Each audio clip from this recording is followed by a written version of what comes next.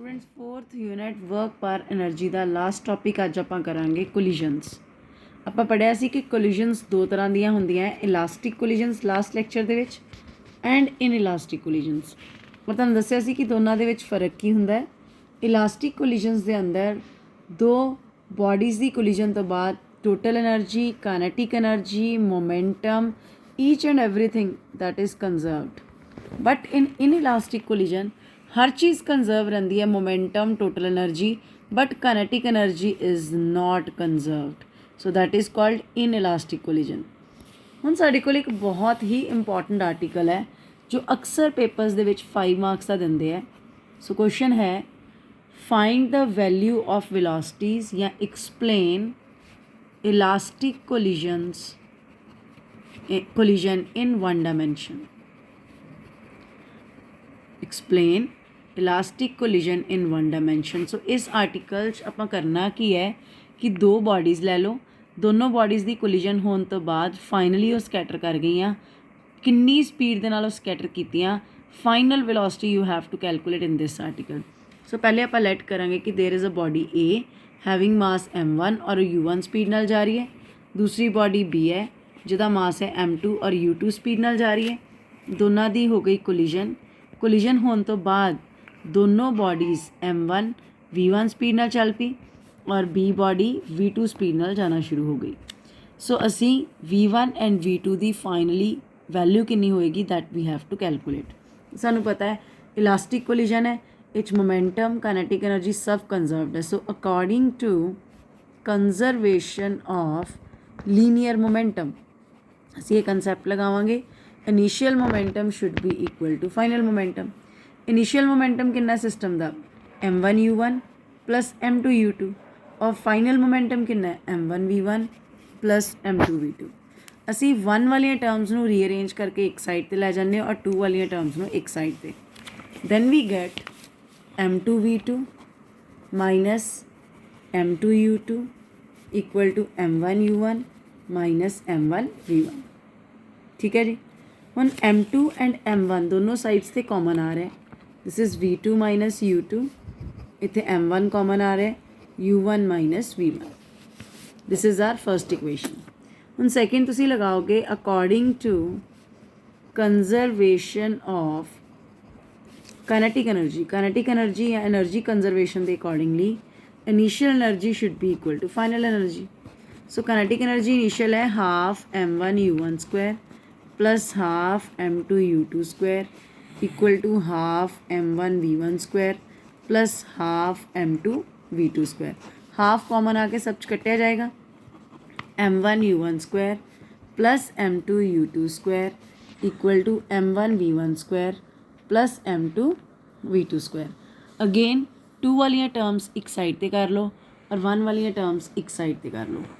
m2 v2 square minus m2 u2 square equal to m1 v1 m1 and इधर लाए तुसी m1 u1 square minus m1 v1 square. Again m2 and m1 common आ रहे हैं, so common कर लो। ठीक है, this is your second equation. हुण फर्स्ट एंड सेकेंड इक्वेशन को डिवाइड कर दो। डिवाइड करने तो बाद क्या आएगा m2 v2 minus u2 over m2 v2 square minus u2 square. Similarly इत्थे m1 v2 u1 minus v1 divided by m1 u1 square minus v1 square. So नीचे m1 m2 सब कट्टे गए, नीचे देखो a square minus b square का formula बन रहा है। सो इत्थे आप a minus b into a plus b लगा देंगे, then we get v2 minus u2 v2 minus u2 into v2 plus u2। Similarly right side पर भी साढ़े कोल बन रहा है u1 minus v1 over u1 minus v1 into u1 plus v1। सो कट्टिया गई terms. ठीक है, क्रॉस मल्टीप्लाई कर लो u1 plus v1 v2 plus u2। इतों मैं v2 की वैल्यू कर ली which is u1 plus v1 minus u2। ठीक है जी। सो ये साडी एक फाइनल इक्वेशन बन गई, बट आप इनू होर रीअरेंज करांगे। ये विच असी v1 नू रिप्लेस करांगे। पिछे तुसी अपनी इक्वेशन देखो मोमेंटम कंजर्वेशन वाली फर्स्ट इक्वेशन, ठीक है, ਜਾਂ ਸੈਕਿੰਡ ਇਕੁਏਸ਼ਨ। ਇੱਥੋਂ ਅਸੀਂ v1 ਦੀ ਵੈਲਿਊ ਕੈਲਕੂਲੇਟ ਕਰਕੇ ਇਹਦੇ ਵਿੱਚ ਪੁੱਟ ਕਰਾਂਗੇ, ਜਾਂ ਇਹਦੇ ਵਿੱਚ ਫਸਟ ਇਕੁਏਸ਼ਨ 'ਚ ਪੁੱਟ ਕਰ ਦਿੰਦੇ। ਪੁੱਟ ਦਿਸ ਵੈਲਿਊ ਇਨ ਇਕੁਏਸ਼ਨ 1, ਤਾਂ ਮੇਰੇ ਕੋਲ ਕੀ ਆ ਜਾਏਗਾ, m2 v2 minus u2 equal to m1 u1 minus v1। So ਮੈਂ v2 ਦੀ ਵੈਲਿਊ ਇੱਥੇ ਪੁੱਟ ਕਰਤੀ, ਮੇਰੇ ਕੋਲ ਆ ਜਾਏਗਾ u1 plus v1 minus u2, ठीक है, v2 की जगह पे पुट किया minus u2 m1 u1 minus v1, bracket open कर लो, m2 u1 plus m2 v1 minus 2 m2 u2 equal to m1 u1 minus v1, ठीक है, इन्हों भी ओपन कर लेने m1 u1 m1 v1। सो रीअरेंज करके असी इत्थों v1 की वैल्यू कैलकुलेट करनी है, ठीक है।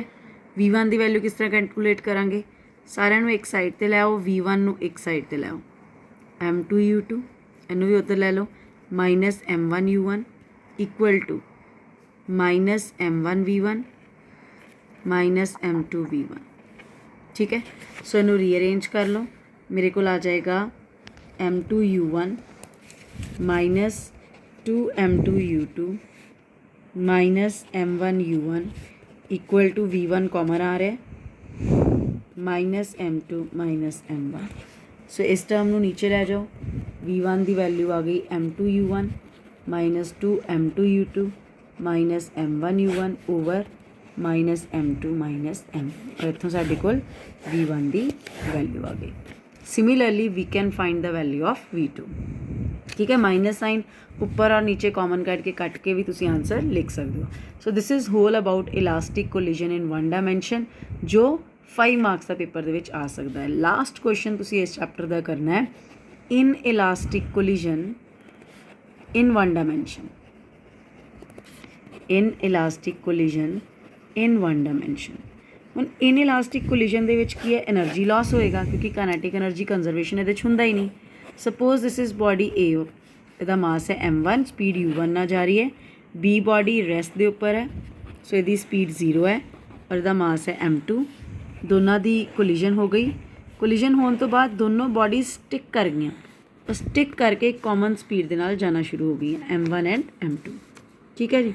सो ये मोमेंटम कंजरवेशन होंदा है, so initial momentum should be equal to final, again m1 u1 plus m2 u2 which is 0, सो आ सारी टर्म 0 हो गई, equal to m1 plus m2 into v। इतों तुसी v की वैल्यू कर लो, सो v की वैल्यू आ रही है, v की value m1 into u1 upon m1 plus m2, v की वैल्यू आ गई। हुण काइनेटिक एनर्जी लॉस करना है, इत्थे काइनेटिक एनर्जी कंजरवेशन तो होनी नहीं, kinetic energy initial minus kinetic energy final. So initial kinetic energy half m1 u1 square plus 0 minus half m1 plus m2 into v square, ठीक है जी। सो इत्थे आ गया half m1 u1 square minus half m1 plus m2, और v की आ वाली value तुसी इत्थे पुट कर दो, रीअरेंज करो, so that is your energy loss. So this is your final answer. So ये नाल तुहाडा वर्क एनर्जी पावर वाला चैप्टर हो गया ख़त्म। Thank you.